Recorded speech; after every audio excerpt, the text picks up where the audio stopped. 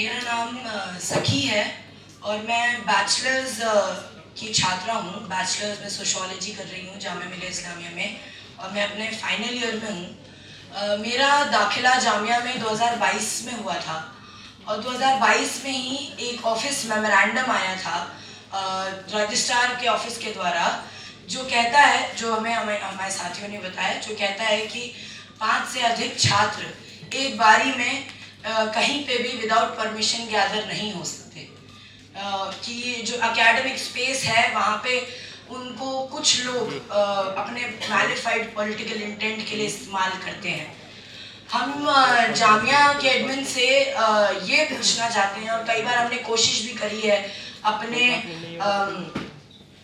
Actions के जरिए, अपने आवाज़ के जरिए ये पूछने की कि हम क्यों नहीं बैठ सकते। हम ये 5 छात्र दोस्त हो सकते हैं, खाना खा सकते हैं साथ में बैठ के, हमारा हम लोग रीडिंग सर्कल कर सकते हैं, बुक डिस्कशन कर सकते हैं, कल्चरली बैठ के गाना गा सकते हैं, पर हमें ये जामिया अलाउ नहीं करता। अगर हम इसे करने की कोशिश भी करते हैं, जो कि करी भी गई है, हमने जामिया की हिस्ट्री को याद करने की कोशिश करी है, फाउंडेशन डे के बारे में जानने की कोशिश करी है, कई सारी चीज़ें हमने बुक डिस्कशन जब करा है, तो हमें जामिया ने अलग अलग तरीके से हमारे ऊपर एक्शन लिया है। शो कॉज नोटिस दे के एक्शन लिया है, रिजल्ट हमारा रोक के एक्शन लिया है, हमारे एडमिट कार्ड, एग्ज़ाम देने से 2 दिन पहले एडमिट कार्ड भी हमारे रोके गए हैं। कई बार हमारे पे ऐसे एक्शन लिए गए हैं जस्ट बिकॉज हम चाहते थे कि हम बैठ के एक अपना डेमोक्रेटिक राइट, कोई बुक डिस्कशन, किसी चीज़ पे बात करना, किसी चीज़ पे आवाज़ उठाना, इन सबको प्रैक्टिस कर सकें।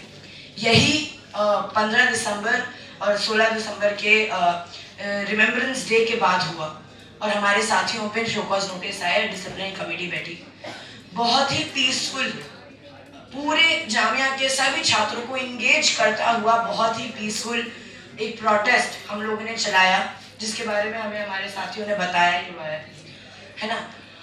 हमारे यहाँ दिक्कत क्यों आ रही है, हमने इस वजह से हमने प्रोटेस्ट करा ही क्यों? क्योंकि हमारे पास कोई आधार, कोई रास्ता ही नहीं है एडमिन से बात करने का।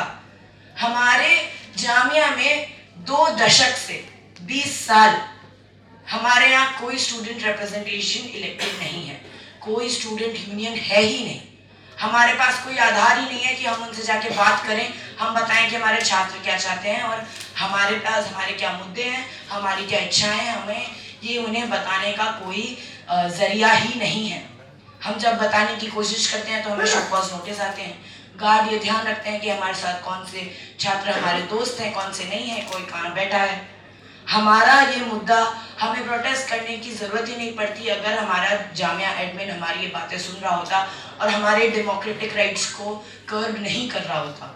To assemble, to express, to speak, to protest, इसको अगर नहीं कर्ब कर रहा होता जामिया का एडमिन, तो हमें यह प्रोटेस्ट करने की ज़रूरत ही नहीं पड़ती। हमें कोई ज़रूरत ही नहीं पड़ती कि हम 3 रातें लगातार वहाँ खुले आसमान के नीचे बैठे और तीसरी रात को हमें उठा लिया जाए, वहाँ से ले जाया जाए छात्रों को और वहाँ डिस्क्लोज ना करी जाए लोकेशन, टॉर्चर किया जाए छात्रों को। और हमारा ये जो मुद्दा है, इसको आगे बढ़ाने की बहुत ज़रूरत है, क्योंकि जामिया दिल्ली में एक ऐसी सेंट्रल यूनिवर्सिटी है जहाँ पे कोई इलेक्शंस नहीं होते हैं। जेएनयू में होते हैं, दिल्ली यूनिवर्सिटी में होते हैं और अब अम्बेडकर जो स्टेट यूनिवर्सिटी है, अम्बेडकर यूनिवर्सिटी ऑफ दिल्ली, वहाँ पे भी होने जा रहे हैं। तो ऐसा जामिया, ऐसा इंस्टीट्यूशन ऐसा सिर्फ क्यों बचा हुआ है जहाँ पे छात्रों की कोई भी आवाज़ नहीं सुनी जा रही है और ऊपर से उन पे ऐसे एक्शंस लिए जा रहे हैं, पुलिस के द्वारा कॉल किया जा रहा है घर पे और सस्पेंड किया जा रहा है।